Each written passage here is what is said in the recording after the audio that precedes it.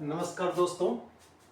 आज हम principle of ecology को फिर से उसके दूसरे वॉल्यूम को पढ़ने की कोशिश करेंगे। कल हम लोग फर्स्ट वॉल्यूम देखे थे और ये जो पढ़ाई है डूबते को तिनके सहारा, यानी जो परीक्षा जिनके सर पे आ गया है और ठीक से वो पढ़ाई नहीं कर पाए हैं।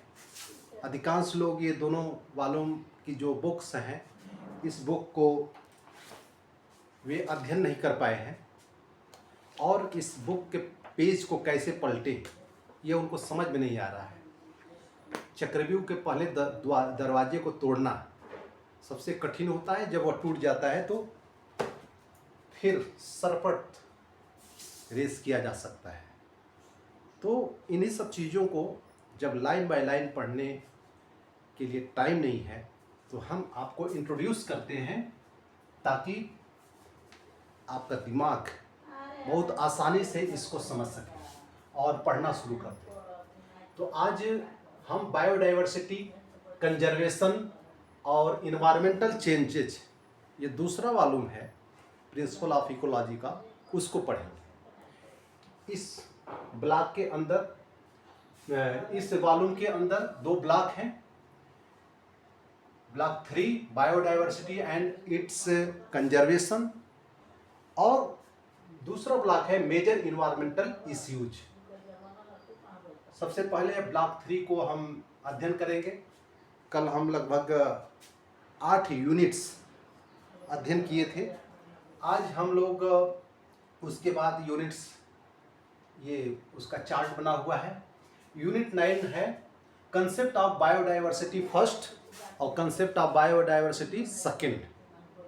कंसेप्ट ऑफ बायोडाइवर्सिटी फर्स्ट,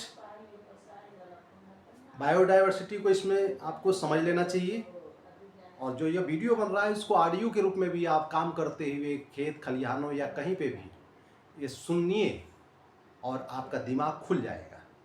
तो यह कंसेप्ट ऑफ बायोडाइवर्सिटी फर्स्ट में सबसे पहले ज़रूरी है कि बायोडाइवर्सिटी क्या है। तो पृथ्वी पर मौजूद सभी जीवित प्राणियों में जो विविधता है यही बायोडाइवर्सिटी है। ये प्राणियों के अंदर जो विविधता है 3 तरह के होते हैं।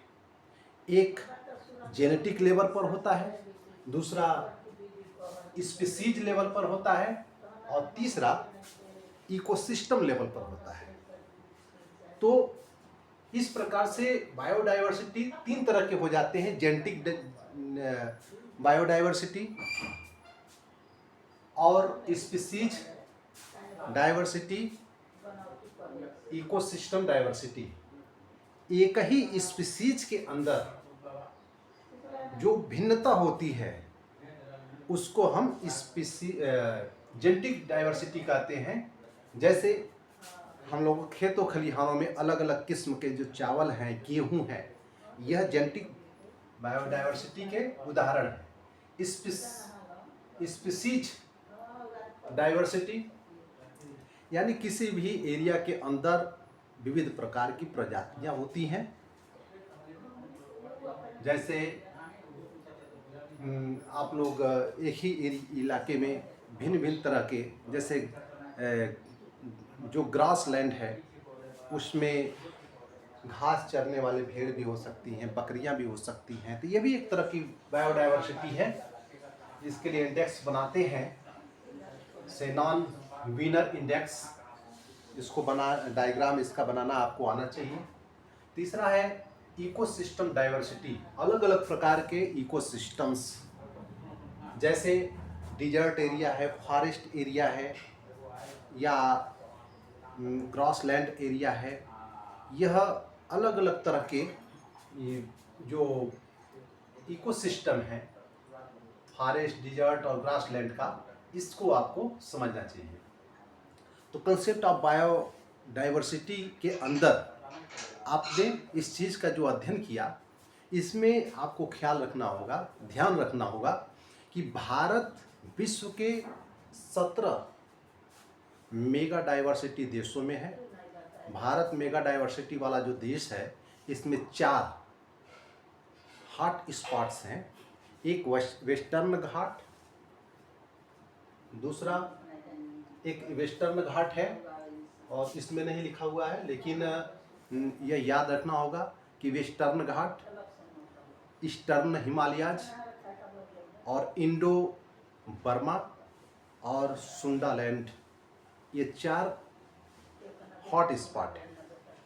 उसके बाद कंसेप्ट ऑफ बायोडाइवर्सिटी सेकंड में वैल्यू ऑफ बायोडाइवर्सिटी और डाइवर्सिटी लॉस के कारण यानी थ्रेट्स, इनको हम समझेंगे। इसके अंदर वैल्यू ऑफ बायोडाइवर्सिटी के अंदर जो डायरेक्ट यूज होने वाले चीज़ें हैं, जैसे खाना है, लकड़ी है, दवा है।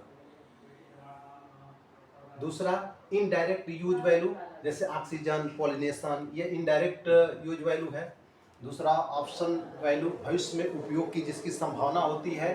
और एग्जिस्टेंस वैल्यू, जिसमें सिर्फ अस्तित्व के लिए हम खुश हो जाते हैं। तो ये 4 तरह के वैल्यूज हैं। बायोडाइवर्सिटी के जो लॉस होने के खतरे हैं, उसको आप अध्ययन करेंगे कि इसके अंदर जो हम लोग ज़्यादा से ज़्यादा पेड़ों की कटाई कर रहे हैं। अभी हाल में जो एक अरावली बचाओ आंदोलन चला था, पहाड़ों को ख़त्म करने की कोशिशें हो रही हैं। लाखों करोड़ों पेड़ अडानी के नाम और एक पेड़ माँ के नाम का ढोंग जो किया जाता है, इन सारी चीज़ों का पर्दाफाश करते हुए आप लोग ये कंसेप्ट ऑफ बायोडाइवर्सिटी के अंदर जो वन कटाई है कितना वह खतरनाक है, इसको समझेंगे। अत्यधिक शिकार करने से, ओवर एक्सप्लॉयटेशन करने से जो हमारा यह डाइवर्सिटी भंग होता है, नष्ट होता है। Invasive species, pollution, climate change या अवैध शिकार यानी पोचिंग, इन सारे चीज़ों को हम बायोडाइवर्सिटी लॉस के कारण यानी थ्रेट्स के अंदर अध्ययन करते हैं। तो उसके बाद हम अगला यूनिट्स की तरफ बढ़ते हैं कि बायोडाइवर्सिटी के संरक्षण के जो अंतर्राष्ट्रीय जो संगठन बने हैं और संधियां हुई हैं, उसको हम इसमें अध्ययन करते हैं। जैसे IUCN और CBD, conservation of biological diversity 1992 में जो बना था। CBD यह समझौता है। CITES, वन्य जीवों के व्यापार पर कैसे हम नियंत्रण करें। उसी तरह से UNESCO world heritage sites and biosphere reserves, Ramsar convention wetland संरक्षण के लिए है। तो ये तमाम तरह के जो समझौते हैं, संधियां हैं, इसको हम अध्ययन करते हैं। इकोसिस्टम से जुड़ा हुआ है। भारत में ढेर सारे कानून हैं। Wild life protection act, wild life protection act 1972 है। दूसरा है बायोलॉजिकल डाइवर्सिटी एक्ट 2002 का है। और NBA नेशनल बायोडाइवर्सिटी अथॉरिटी। अगला हम जो यूनिट्स एक सरगी निगाह से पढ़ेंगे, conservation and management of diversity. तो इसके अंदर हम कंजर्वेशन और मैनेजमेंट बायोडाइवर्सिटी के लिए 2 तरह की रणनीतियों को हम अध्ययन करते हैं। एक इन सीटू कंजर्वेशन और दूसरा इन सीटू और दूसरा ex situ. In situ conservation मतलब प्रकृति हैबिटाट में संरक्षण है, यानी कि प्रकृति के ही अंदर कैसे हम संरक्षण करें। और दूसरा है प्रकृति से बाहर, जो प्राकृतिक आवास है उससे हम बाहर कैसे हम उसका संरक्षण करें। मतलब प्राकृतिक जो स्थान नहीं है उससे बाहर हम कैसे उस संरक्षण को बचाएं। उसको एक्स सीटू और इन सीटू की प्राकृतिक हैबिटाट में संरक्षण है। तो ये दोनों तरह का हम अध्ययन करते हैं। यह इन सीटू कंजर्वेशन में नेशनल पार्क है, वाइल्ड लाइफ सेंचुरीज हैं, बायोस्फीयर रिजर्वायर्स हैं, फिर कम्युनिटी रिजर्व्स हैं। और एक्स सीटू कंजर्वेशन में जो जूलॉजिकल गार्डन है, बॉटनिकल गार्डन है, जैसे हमारे लखनऊ में NBRI है, national botanical research institutes, seed banks या जीन बैंक्स। लेकिन यह बायोडाइवर्सिटी की दोनों रणनीतियों से भी सबसे शानदार जो रणनीति है उसको हम कहते हैं TEK, यानी कि ट्रेडिशनल इकोलॉजिकल नॉलेज के जरिए जो आदिवासी क्षेत्रों में जो परंपरागत तरीके से, ट्रेडिशनल तरीके से पर्यावरण को बचाए रखने के जो तरीके हैं वो सबसे इम्पॉर्टेंट होता है, उस पर ध्यान देने की ज़रूरत है।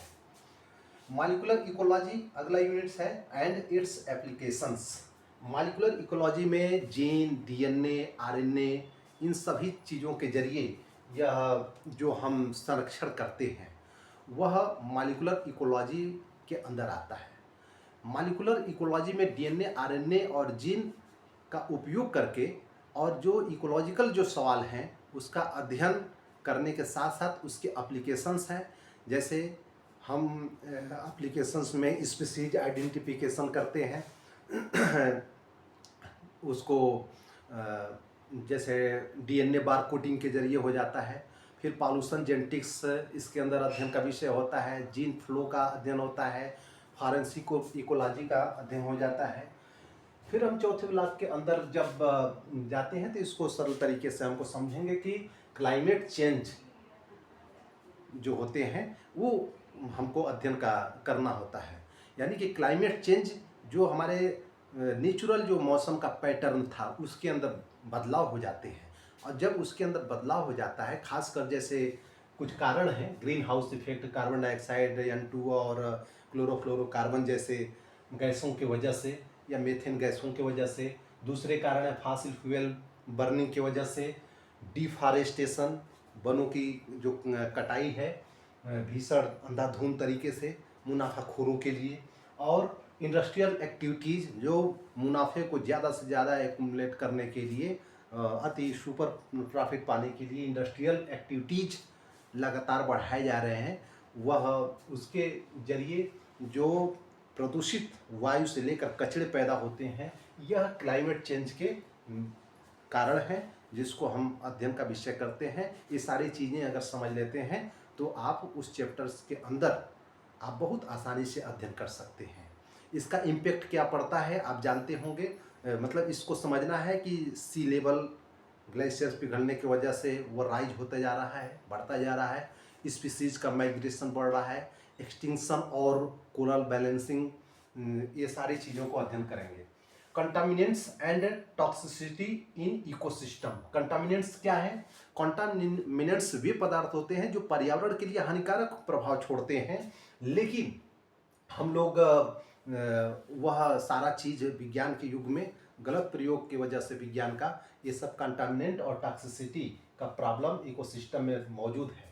इसमें बायो एक्युमुलेशन और बायो मैग्निफिकेशन सबसे महत्वपूर्ण एक कंटामिनेंट्स हैं, जो बहुत प्रसिद्ध उदाहरण है डीडीटी और फिर मरकरी, जो फूड चेन में लगातार बढ़ते जा रहे हैं। बायो इंडिकेटर्स को ध्यान में रखना है, जैसे लाइकेन, कुछ मछलियों का मर जाना, कीटों का मर जाना।